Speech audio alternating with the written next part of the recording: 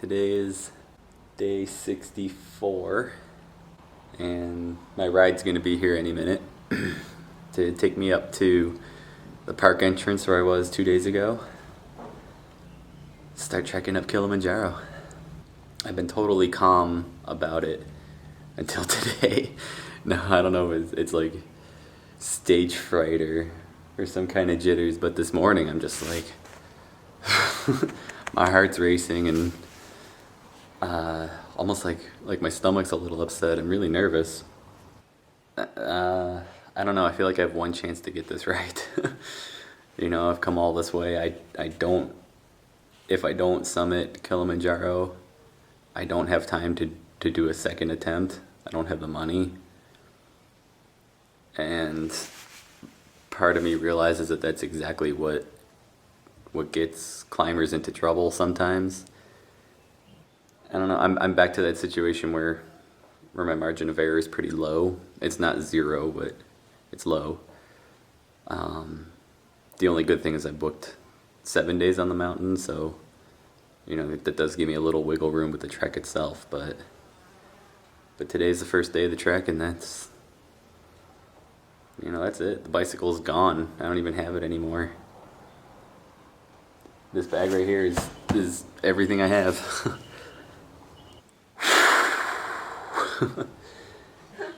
Here comes Alex. So I'm back at the place where I got off the bicycle. Here's a sign behind me. And I'm all checked in. I'm with my guide Alex and a couple other crew members, and we're just waiting on the porters to finish packing their stuff, and we're gonna start hiking.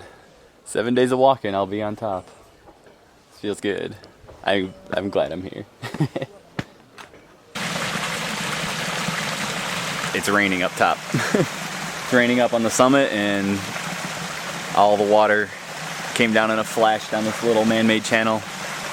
So glad I bought the rain cover. It's gonna get wet. It's time to roll. Let's do it, Alex. What? Let's do it. Can't hear you. Let's do it. Okay.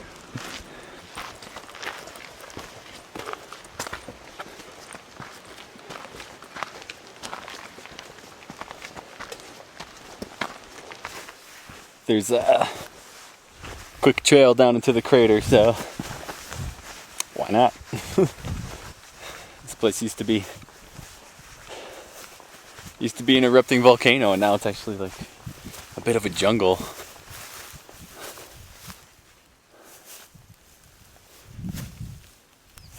I prepared to be in a tent the whole time hiking Kilimanjaro, but it's the low season, and I was talking to my guide, and he says, you know, it's $50 a night to sleep in a tent, or it's $50 a night to sleep in the lodge. So why not sleep in the lodge? Oh, monkey, hold on.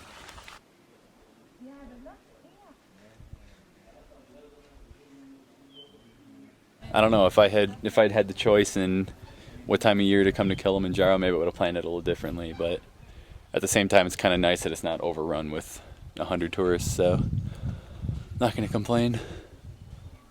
Alex, he and I were first ones out of camp this morning. Yeah. So we basically have the hill to ourselves, and one of our guides, or one of our porters, Oliver, him and Alex are good friends, so they're up there chatting, having a good time. I feel kind of bad, like it's just me and Alex sometimes, and I don't know, I think maybe he gets bored of me. Jumbo. He's carrying a lot on his head.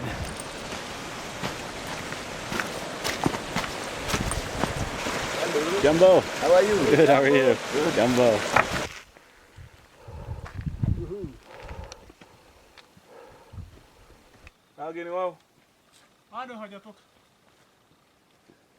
Meet Oliver. Yes, how are you? Yesterday was a rainforest, basically. It felt like we were walking through a cloud, and it's actually kind of claustrophobic, completely covered by the canopy. Didn't really see the sun until we got to camp. And now, second day, we're up about 3,000 meters, and it's just small trees, you know, short brush everywhere, grasses, more like a prairie, but we're definitely out of the tree line now.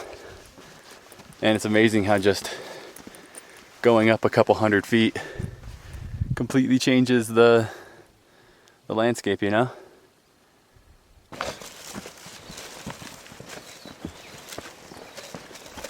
We're at 3,700 meters elevation, and I was huffing and puffing a little bit when I was hiking with the pack, but now I'm feeling pretty good. I'm glad to have a rest day though, and it's just drop off into the clouds behind me. Känner en flyttskola. Det är staminen. Ja. Snyggt. Ja, Snyggt. ja, snyggt gjort. Ja. Kolla, tänka ut det. The plan is to rest here tomorrow, so I'm okay with that. I'm a bit tired. Didn't sleep well last night, and I've been carrying my pack with all my stuff, so it wipes me out pretty good. You know, my legs are a bit tired and sore. So having a rest day tomorrow sounds good to me.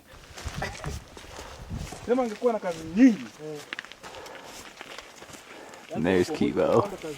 Alex and I are just taking a walk. The Kibo Trail, it's a loop. It goes up high, so it's gonna take me up high, breathe up high for an hour or so, you know, slowly climb up, and then come back down to the same camp, the same altitude that we were at yesterday. It's really hard for them right now. For the Libyans? Smile, Alex. Okay. Mentally, I feel good. I really like my guide. I just think he's a fun guy. I feel fine with the altitude as far as I don't have any headaches or coughing, any of the symptoms of altitude sickness. I get short of breath walking around, which is normal. I mean, I'm at 3,700 meters. Every time I walk with the pack or walk uphill, but that's just normal. That's a natural part of being up high. As long as I don't get headaches, sore throat, cough, anything like that, if I'm free of those symptoms, then I'm good to go. Today's day 67, and it's fourth day on Kili. Today we're moving from Harombo camp up to Kibo. Kibo is at 4,600 meters, and that's the last camp before pushing to the summit. I'm taking a break just below Kibo Hut, which is just up here, a little more than a kilometer away. And it's gonna be my guide is so weird. We're just gonna sit and rest. I'm gonna eat some lunch and stretch and go to bed basically, so should be good. I'm excited to get there. It's the furthest I have to carry my pack. After that we do the summit up and down. We go lightweight, so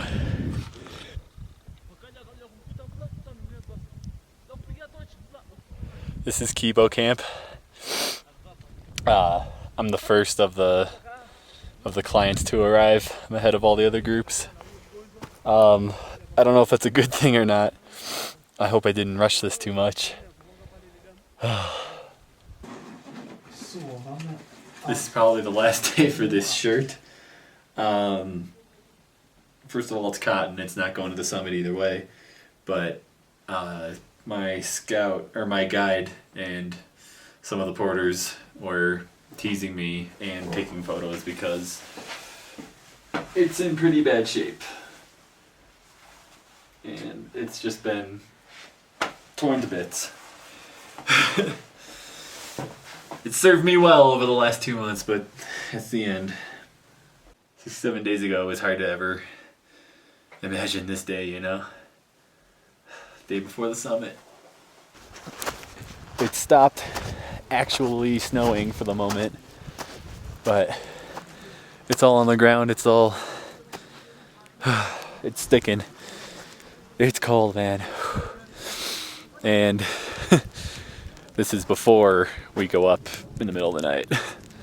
The peak is just gone. It's completely hidden behind this cloud, and the snow comes and goes, and I'm hearing thunder in the distance. So it's pretty dramatic weather right now.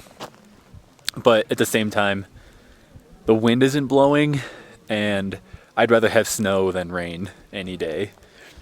I'm bringing power bars and electrolyte gels up with me. I've been carrying them all the way since Ethiopia. Tomorrow potentially is the absolute last day of this expedition. I still have to get down the mountain, but as far as going lowest to highest, tomorrow's it. So this is the push to the summit. I didn't get hardly any sleep. I think I slept about 30 minutes, but here we are. So most of the teams have left already. I don't know. My guide and I aren't too worried about it. So we'll be walking in the darkness. The sun should come up right around the time we crest the summit.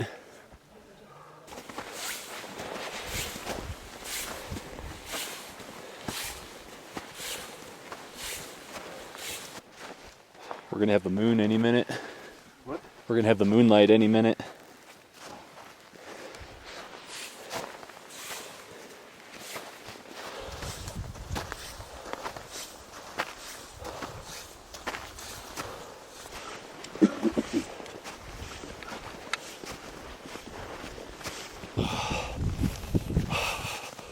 Well, this is it.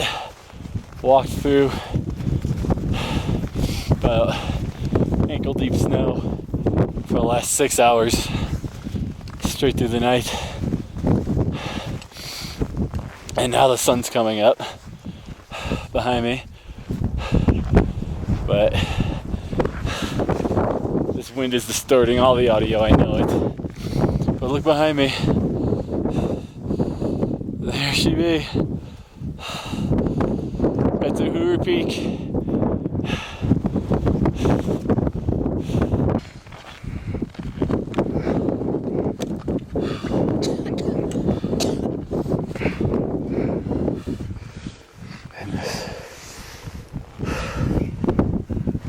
Piece of salt from Djibouti.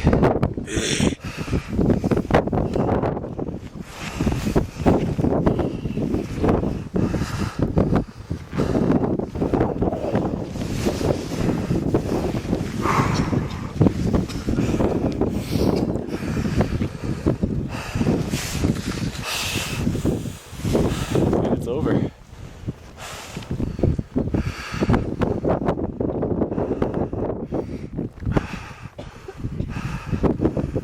That's the end of this trip, and at least for the last day out we got beautiful weather, so I'll be hiking out in the sunshine, be nice and warm, and I got these clouds behind me.